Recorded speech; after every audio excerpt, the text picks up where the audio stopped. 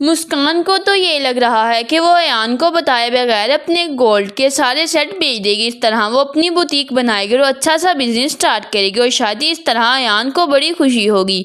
ये भी मुमकिन है कि इसने माँ के सामने अपनी बिजनेस का बहाना बना दिया है। दरअसल वो सिर्फ और सिर्फ अयान की मदद करना चाहती है, क्यों ना कि इसे पता है कि पैसों के बगैर तो कोई भी इसको माल नहीं देने वाला। और इसके बाप ने तो इतना बड़ा चैलेंज इसके सर पर डाल दिया, तो इसलिए वो अयान को बताए बगैर चुप कर अपनी माँ के साथ जाती है अपनी ज्वेलरी बेचने के लिए। और बाय चांस जिस दुकान पर वो ज्वेलरी बेचने जाती है वहीं पर मोहिनी एक प्यारा सा सेट खरीदने के लिए पहुंची होती है। अब मोहिनी के पास सेट खरीदने के पैसे कहाँ से आए, तो इससे यही लग रहा था कि जिस तरह सब घर वाले हॉस्पिटल गए होंगे और मोहिनी पीछे से तलाशियां लेने में लगी होगी, तो यकीनन इसके हाथ कहीं ना कहीं से घर के पैसे हाथ लग गए होंगे। और जो इसने सोचा होगा कि वो कहीं छुपा कर तो रख नहीं सकती, यकीनन इस पर इल्ज़ाम आ जाएगा, घर की तलाशियां ली जाएंगी तो इसके पास से वो रकम निकल आएगी। इसलिए वो चाहती है कि जल्द से जल्द ये रकम इस्तेमाल कर ले और वो सेट खरीदने के लिए पहुंच जाती है ज्वेलर के पास। यहाँ पर मोहिनी को अपनी माँ के साथ वो जब सेट बेचने के लिए देखती है तो कहती है कि हैरत की बात है, उसी दुकान पर बड़ी बहन सेट खरीदने के लिए आई है और तुम अपनी छलको जितनी बारीक सी सेट बेचने के लिए आई हो। बहरहाल मुस्कान इसकी बातों का बिल्कुल भी बुरा नहीं मानती, क्यों ना कि वो जानती है कि मोहिनी जिंदगी भर ऐसी ही कड़वी कसेली बातें करती आई है और मुस्कान को सच में इसकी बातों का बिल्कुल फर्क नहीं पड़ता। इसलिए वो मोहिनी की इन कड़वी कसेली बातों का जवाब देना ही नहीं चाहती, यहाँ से जाने की कोशिश करती है। लेकिन मोहिनी भी उसे रोककर फिर से सुना देती है कि चाहे तुम यहाँ से मुझसे भाग भी जाओ, लेकिन अपनी किस्मत तो नहीं बदल पाओगी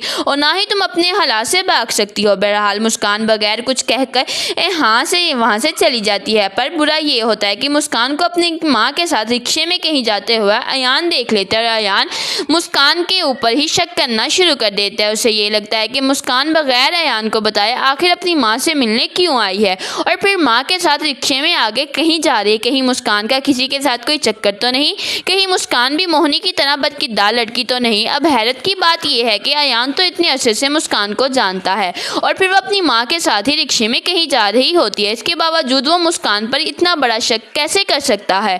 बहरहाल शक का कोई इलाज नहीं होता। यकीनन अयान जब मुस्कान के घर आने के बाद इससे पूछेगा कि वो कहाँ गई थी तो मुस्कान साफ टाल देगी और इसे नहीं बताएगी कि इसने क्या इरादा कर रखा है। और इसी तरह अयान के दिल में शक मजीद बढ़ता जाएगा।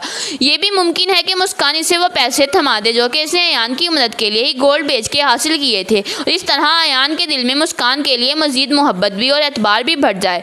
एनीवेज इसका क्या होगा ये तो हमें कल के एपिसोड में ही पता चलेगा। फिलहाल तो मोहिनी जब घर वापस आती है तो इसके सारे घर वाले भी हैरान होते हैं। आखिरकार जरून की वाइफ अकेली घर में थी, वो घर से कहाँ चली गई इसने किसी को बताया तक नहीं। जरून की माँ तो वैसे भी इसके इतने खिलाफ है कि वो कोई बहाना ही ढूंढ रही है, तो वो तो यहाँ तक ये भी साफ साफ कह देती है कि कहीं इसकी बीवी के हाथ घर से कोई खजाना ना लग गया हो जिसे लूट कर वो यहाँ से रफू चक्कर हो गई हो। लेकिन उतने में ही मोहिनी वापस आ जाती है और वह यकीनन सबके सामने कोई ऐसा बहाना बनाएगी कि जरून की माँ सबके सामने शर्मिंदा होना पड़ेगा, क्यों ना कि मोहिनी जरून की माँ से भी 2 हाथ आगे चालाक है और वह जरून की माँ को शर्मिंदा करने का कोई भी बहाना हाथ से जाने नहीं देती।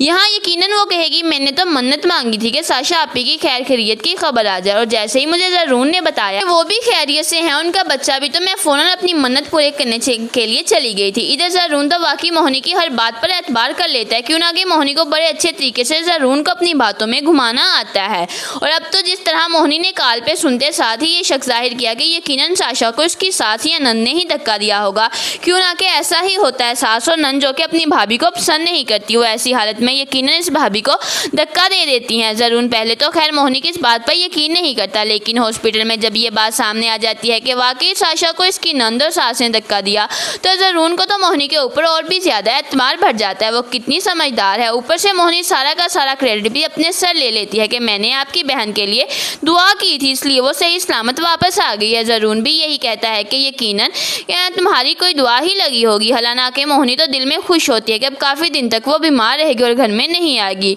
क्यों ना कि जरून की माँ के साथ साथ साशा भी इसे बिल्कुल पसंद तो नहीं करती। वो भी अभी यही चाहती है कि किसी तरीके से जरून को रुमा से शादी के लिए मना ले ताकि इसकी ज़िंदगी आसान हो जाए। पर हो सकता है कि अब इस हादसे के बाद वो रोमा को अपनी भाभी बनाने के लिए बिल्कुल राज़ी ना हो। बहरहाल फिलहाल तो वो रोमा और उसकी माँ की असलियत सबके सामने तो ले आती है। लेकिन जब इसकी माँ बाप कहते हैं कि हमें जल्द से जल्द इसके ऊपर केस करना पड़े तो फौरन से कह देती है कि नहीं, मुझे ये केस नहीं करना और मुझे यकीन है कि अब ये मुझे बिल्कुल नुकसान नहीं पहुंचा पाएंगी। क्यों ना कि बरहम को अपनी माँ और बहन की सारी असलियत का पता चल चुका है और हम भी ज़रूर से वादा करता है कि मैं अब साशा का और अपने होने वाले बच्चे का पूरा ख्याल रखूंगा। लेकिन साशा की माँ साफ कह देती है कि मेरी बेटी अब तुम्हारे साथ नहीं जाएगी, बल्कि जब तक वो ऐसी हालत में है हॉस्पिटल से डिस्चार्ज होने के बाद वो सीधा हमारे घर में जाएगी।